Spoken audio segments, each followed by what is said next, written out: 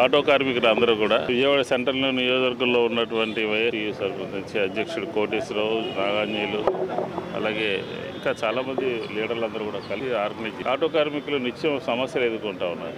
ఈ ప్రభుత్వం వచ్చిన తర్వాత ఎన్నికలకు ముందు ఒక మాట చెప్పింది, మేము గత ప్రభుత్వం కన్నా ఎక్కువ ఇస్తాము, 15,000 ఇస్తాము అని అన్నారు. 2024 జూన్లో అధికారంలోకి వస్తే మొదటి సంవత్సరంలో ఎక్కడ కూడా డబ్బులు ఇచ్చినటువంటి పాపను పోలేదు. ఇప్పుడు మళ్ళీ అక్టోబర్ నుంచి మళ్ళీ సామాన్ చెప్పని ఎక్కడో మాట్లాడి అసలు ఈ వ్యవస్థ మొత్తం చిన్నభిన్నం అయిపోయింది. ఆటోలకు సంబంధించినటువంటి ప్రజా రవాణా వ్యవస్థ పూర్తిగా చిన్నభిన్నం అయిపోయింది. చిన్నభిన్నం అయిపోయిందంటే దానికి కారణం రూరల్లో మరీ ఘోరంగా ఉంది. ఈ ఉచిత బస్సు ప్రవేశపెట్టిన తర్వాత వీళ్ళ జీవితాలన్నీ కూడా దెబ్బతిన్నాయి.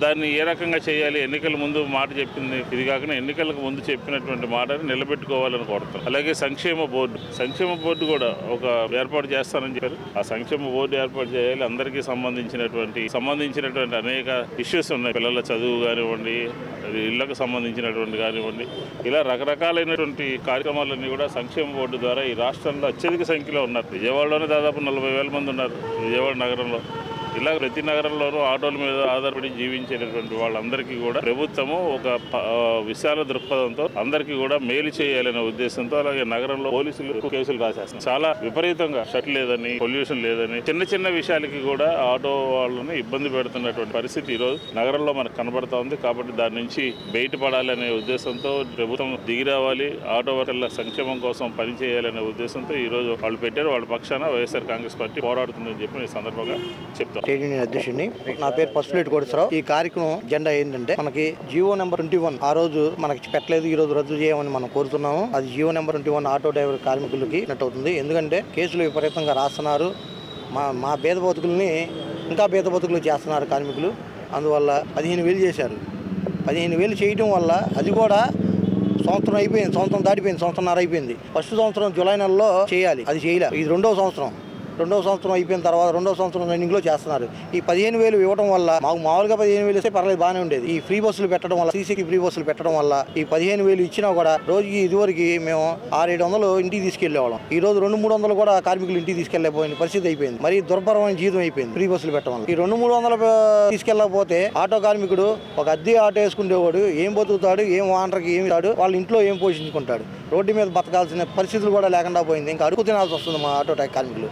దానికి తోడు ఈ 15,000 ఇవ్వడం వల్ల, ఆ రోజు జగన్ గారు 10,000 ఇచ్చారంటే కేసులు లేవు, రోడ్డు మీద జియో 20 నెంబర్ 1 అమలు లేదు. విపరీతంగా కేసులు అనేది ఈ రోజు ఎలా ఉందంటే చిన్న దానికి కూడా 10,000 అంటున్నారు. ఎవరో విషయంలో కూడా కాదు, నాకే జరిగింది. బయట వాళ్ళ విషయం ఎందుకు, నాకే జరిగింది. 10,300 రూపాయలు కేసు రాశారు. ఇలా చిన్న వాటికి కూడా 10,300, 15,000 రాస్తుంటే ఆటో కార్మికులు ఎలా బతకాలి? మీడియా ద్వారా కూడా మీరు కూడా ఆలోచించండి ఒకసారి. ఇదే కాకుండా మన ఆటో కార్మికులకి 15,000 ఇవ్వడం వల్ల ఈ రోజు మనకి ఇన్సూరెన్స్ కానీ, పొల్యూషన్ కూడా ఎందుకు, పొల్యూషన్ అంత ముందు వరకు మామూలు పొల్యూషన్ ఉండేది, 50 రూపాయలు 60 రూపాయలు మామూలు పొల్యూషన్ అయిపోయింది. ఈ రోజు ఆన్లైన్ పొల్యూషన్ అవుతుంది. 150 రూపాయల నుంచి 180 రూపాయలు, 200 రూపాయలు పొల్యూషన్ వాళ్ళు కూడా మా దగ్గర మరీ దారుణంగా తీసుకుంటున్నారు. ఇదే కాదు, మా బతుకులు ఎలా ఉన్నాయంటే ఇన్సూరెన్స్ కానీ, బ్రేక్ వెళ్తే బ్రేక్ మామూలుగా ఇదివరకు గవర్నమెంట్ చేసేది మాకు బాగానే ఉండేది, జరిగిపోయేది. ఈరోజు ప్రైవేట్ వారికి ఇచ్చి అది ఏదనంటే కేంద్ర ప్రభుత్వం ఇచ్చిందని చెప్తున్నారు. ఆ ఇవ్వడం వల్ల ఈరోజు బ్రేక్ వెళ్తే ప్రతిదీ ఇబ్బందికరంగా మరీ దారుణంగా అయింది. నిన్న పొద్దున్న 9కి బ్రేక్ వెళ్ళిన వాళ్ళకి